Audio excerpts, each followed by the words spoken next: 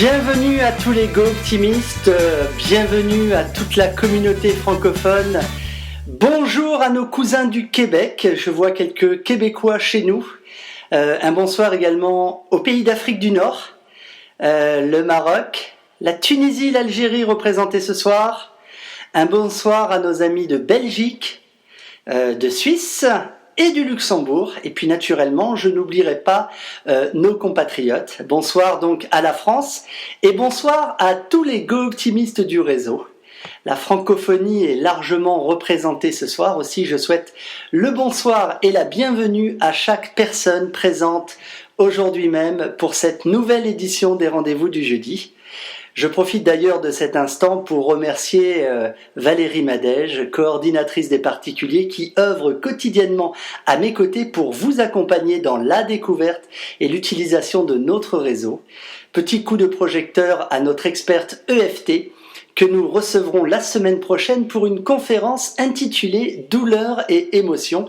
Alors Valérie Madège, merci pour votre engagement et pour tout le travail que vous accomplissez quotidiennement sur Génération Optimiste.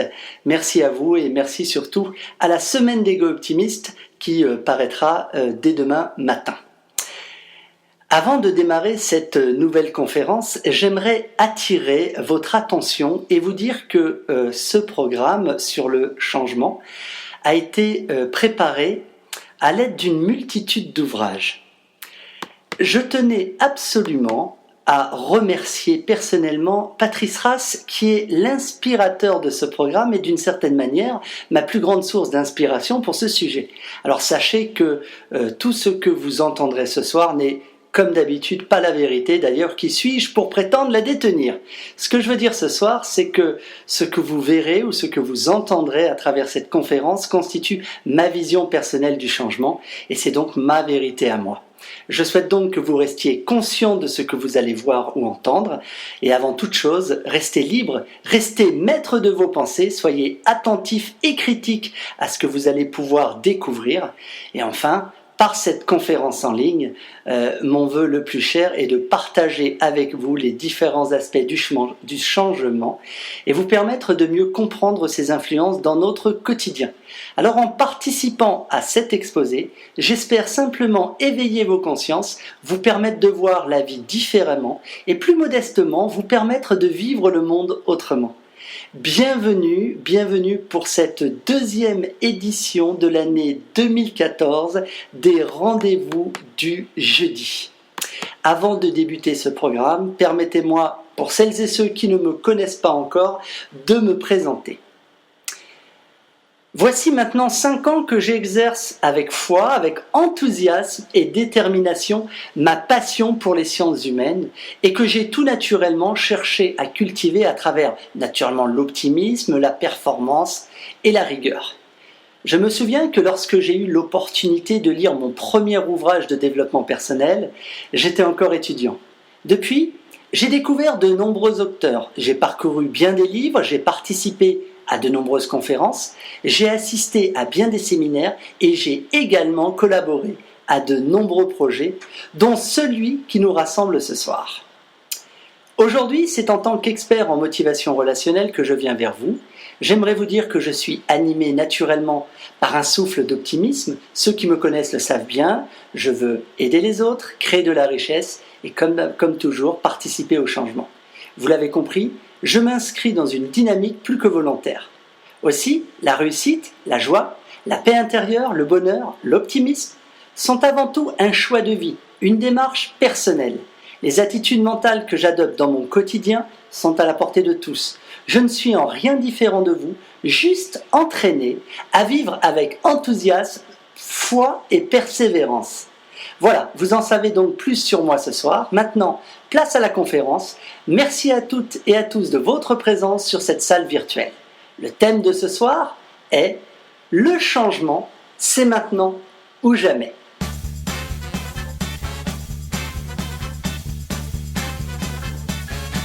Le changement interroge, fascine, inquiète.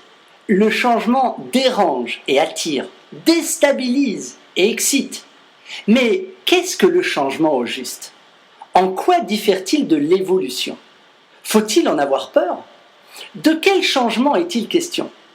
Et pour qui? Et pourquoi? Pourquoi résiste-t-on au changement? Tout changement implique-t-il un deuil? Comment le gérer?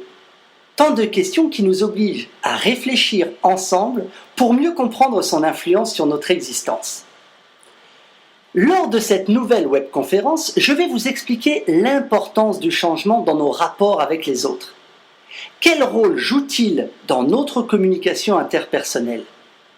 Pourquoi le changement modifie-t-il le sens de notre vie et par là le sens de nos relations? Depuis toujours, je suis convaincu que le changement est une chance. Serez-vous de mon avis? Beaucoup d'entre nous affirment détester le changement et pourtant, ils n'en finissent pas de faire des projets, d'envisager de quitter leur emploi, leur entreprise et même leur conjoint. Duplicité? Oui et non. La plupart des individus aiment les changements qui leur permettent d'améliorer leur vie personnelle ou professionnelle. Et en même temps, ils fuient les changements qui leur semblent inutiles ou désagréables. Et pour vous, quelle est votre vision du changement? L'idéogramme chinois qui correspond est composé de deux autres idéogrammes signifiant crise et opportunité. Alors le changement, au fond, c'est quoi? La seule chose qui ne change pas, c'est bien le changement. Tout est dit, tout change, tout le temps. Le monde, les choses, les êtres vivants, donc les êtres humains. Alors où est le problème? D'ailleurs, pourquoi le changement serait-il un problème pour la plupart d'entre nous? On peut s'étonner de ce que nous soyons à la fois des êtres vivants et intelligents et que nous refusions ou craignons tant le changement. En réalité, nous cherchons tous à conserver nos acquis. Nous nous satisfaisons de ce qui est en espérant mieux. Mais bien souvent, c'est notre besoin de sécurité, donc de stabilité, qui se manifeste hostilement dès qu'un changement apparaît. Nous nous accrochons à nos habitudes de peur de perdre le peu que nous avons. Enfin, il faut se rappeler que tout changement nécessite une adaptation particulièrement coûteuse en énergie. Et nous sommes tous économes en notre énergie. Cette énergie s'appelle la paresse. Tout le monde est pour le changement, surtout quand ça concerne les autres. Alors cette boutade explique bien le paradoxe du changement qui a coûté son poste à de nombreux présidents, élus pour changer, mais critiqués ou lapidés dès que le changement touche les intérêts directs des électeurs. Quelle définition du changement? Prenons par exemple le mot « changer ». Changer, c'est se transformer, c'est-à-dire changer de forme, passer d'un état à l'autre radicalement différent. C'est un processus qualitatif, par exemple, passer du chaud au froid, du bleu au rouge, etc. Évoluer, c'est changer mais en douceur, en lenteur. C'est un processus progressif et quantitatif qui évolue avec le temps. Autre mot, s'adapter. C'est modifier son état, modifier quelque chose en soi, à l'intérieur naturellement. C'est restaurer un équilibre dans sa relation interne avec le monde de l'extérieur. Apprendre une langue étrangère pour se faire comprendre et mieux communiquer avec les gens d'un pays. Se former en informatique pour retrouver un travail, etc., etc.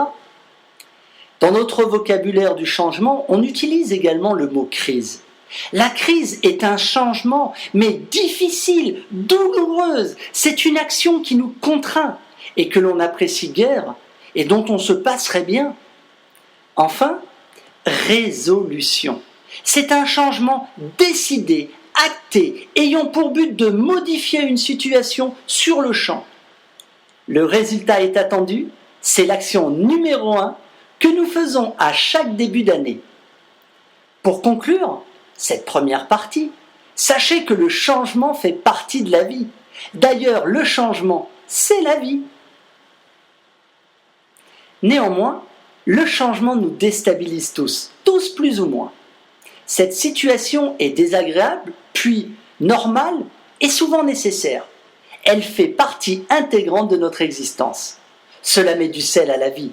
C'est un processus qui est obligatoire et qu'il nous faut malgré tout accepter. Apprendre à gérer le changement ne fait pas partie de notre culture occidentale. En revanche, Si nous souhaitons appréhender la vie avec optimisme, il va falloir apprendre à s'adapter et surtout à changer. D'ailleurs, la première idée de changement sur laquelle je vous invite à réfléchir est d'accepter tout changement dans votre vie, non pas comme une fatalité, mais au contraire comme une opportunité qui vous hissera au sommet de votre propre évolution. Alors le changement, est-il un changement ordinaire ou plutôt une évolution ? Me diriez-vous, entre évolution et changement, que faut-il entendre ? Quelle différence y a-t-il entre les deux ? Que se passe-t-il vraiment ? Dans la vie, les choses évoluent-elles ou changent-elles ? Si vous avez répondu par l'une de ces deux options, vous avez probablement du mal avec le changement, le vôtre ou celui de vos proches. En effet, ces deux aspects ne sont pas contradictoires. Prenons par exemple la mort. Il s'agit là d'un changement brutal qui entérine une évolution, la maladie ou l'épuisement. Avant de tomber amoureux, par exemple, c'est aussi une forme de changement, vous passez probablement par toutes sortes d'états émotionnels et de sentiments plus ou moins contradictoires. L'évolution. Alors comment ça marche ? Qu'est-ce qu'on perçoit le mieux ? Le changement ou l'évolution ? Le changement, évidemment, car notre système de perception n'enregistre que les différences nettes, franches et mesurables. Si dans la vie, tout est processus, nous n'avons pas besoin de tout contrôler, de tout percevoir. Par exemple, l'infiniment petit ou l'infiniment grand. C'est pourquoi notre faculté de perception est cadrée et limitée et que tout simplement notre système nerveux sélectionne les informations essentiellement utiles pour nous. Au niveau de l'audition, nous n'entendons qu'une infime partie des sons. Les ultrasons et les intrasons sont exclus de notre faculté de perception et pour cause, nous percevons plus facilement le changement que l'évolution, parce que seul le résultat nous est utile, pas le processus. Sachez que notre perception ne fonctionne qu'à partir d'un certain seuil. Ce seuil varie d'un être à l'autre, d'une espèce à l'autre, d'un individu à l'autre. Ce seuil, plus ou moins élevé, est fonction de notre sensibilité. Plus elle est grande et plus notre seuil est bas, plus nous percevons des signes fins et subtils. Autrement dit, les hypersensibles perçoivent mieux les évolutions, tandis que les hyposensibles perçoivent davantage les changements. C'est probablement parce que nous percevons mieux le changement que les évolutions, que nous préférons les évolutions. Nous ne percevons l'évolution que lorsqu'elle est définitive, officielle ou évidente. Souvent, nous ne l'avons même pas vue arriver. Il nous arrive même d'en être surpris, voire déstabilisés. Nous ne voyons pas grandir nos enfants, sauf lorsqu'ils s'absentent un certain temps ou à travers des ruptures, des incidents, des chocs.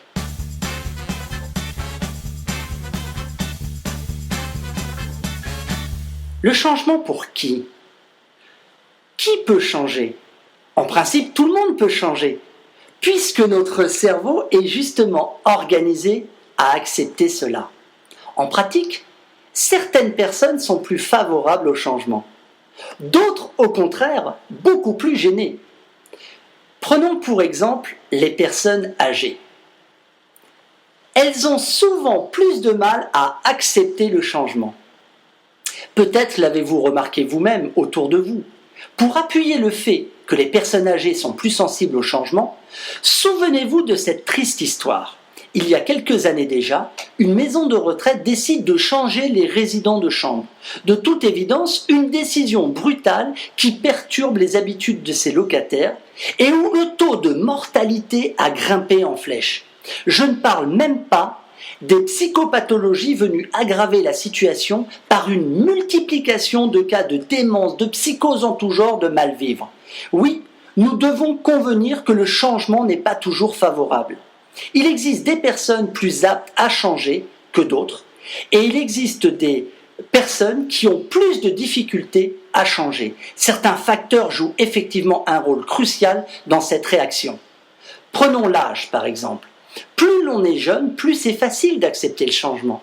Plus on s'y adapte facilement et rapidement. Regardez vos enfants. Le niveau intellectuel ou le niveau social de l'individu. La culture, le savoir et le pouvoir semblent faciliter l'adaptabilité et ainsi favoriser l'acceptation du changement. Le degré de confiance en soi aussi joue un rôle capital, un rôle primordial. Qui doit changer? Devons-nous changer? Avons-nous une obligation de changement? Pour répondre avec justesse, sachez qu'il n'y a pas d'obligation au sens strict de changer.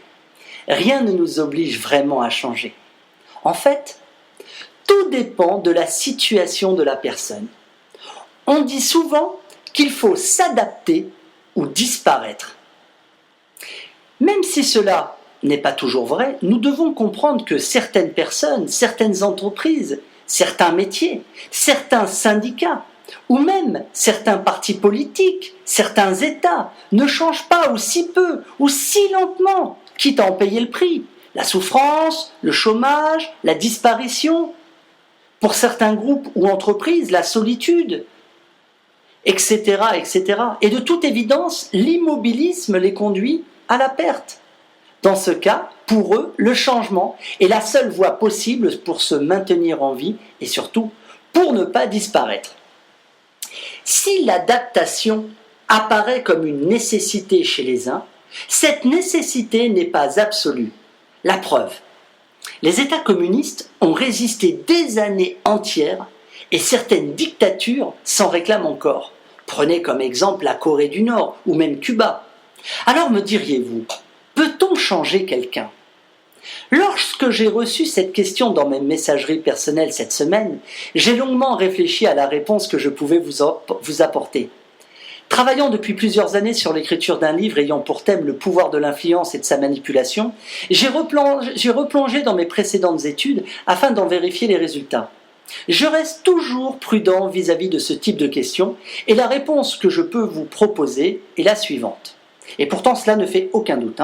Peut-on changer quelqu'un? La réponse est non. Non, nous ne pouvons pas changer une personne, un individu, sans son consentement. On ne peut pas transformer l'autre pour le façonner conformément à ses désirs, même si ses désirs sont louables. Pourtant, qui n'a pas souhaité, au moins une fois dans sa vie, changer son partenaire? Les parents veulent changer leurs enfants, parfois c'est l'inverse. Les conjoints, leur moitié, les patrons, leurs salariés, etc., etc. Alors, au fond, pourquoi les gens ne sont-ils pas comme nous aimerions qu'ils soient? Pourquoi voulons-nous absolument que les gens soient conformes à nos attentes? Et pour dire vrai, on peut influencer quelqu'un, lui imposer certaines choses, même par la force, mais jamais, au grand jamais, le faire changer, sauf s'il le désire. Et cela reste un grand mystère de la vie, car, souvenez-vous, vous êtes maître de votre changement, comme vous êtes maître de votre vie.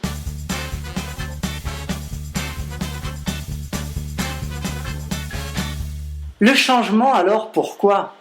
C'est la question de l'année. Une question cruciale, en effet. Tout changement implique un rééquilibrage, une sorte de remise à zéro, et finalement, une sorte de bilan. Le changement est-il bon? Vous l'avez compris, tout dépend pour qui et pourquoi. La crise de 2008 a été une bonne chose pour celles et ceux qui ont acheté un logement à un prix dérisoire. Je pense notamment aux États-Unis. La création de l'État d'Israël a été une délivrance pour le peuple juif et une catastrophe pour le peuple palestinien. Le bonheur des patrons fait souvent le malheur des ouvriers. Le bonheur des uns fait le malheur des autres. Alors comment voyez-vous le changement aujourd'hui? Autre question. Quel est l'intérêt pour moi de ce changement? Imaginons, si j'en perçois un résultat positif et que j'ai l'impression d'y gagner, je vais plutôt accepter ce changement comme un cadeau, un avantage. Au contraire, si j'en perçois l'aspect négatif et que j'ai l'impression d'y perdre quelque chose, je vais le refuser tant tenter d'y résister et rejeter ce changement avec force et détermination. La résistance au changement est à la fois un phénomène naturel et une réaction économique légitime. Pourquoi irais-je contre mon propre intérêt ? Pourquoi les ouvriers d'une usine qui annonce sa fermeture devraient-ils se réjouir ? Vous voyez, le changement trouve sa place dans nos cœurs en fonction de l'accueil que nous lui accordons. Pour faire simple, voici mon explication de ce que j'appelle la mécanique.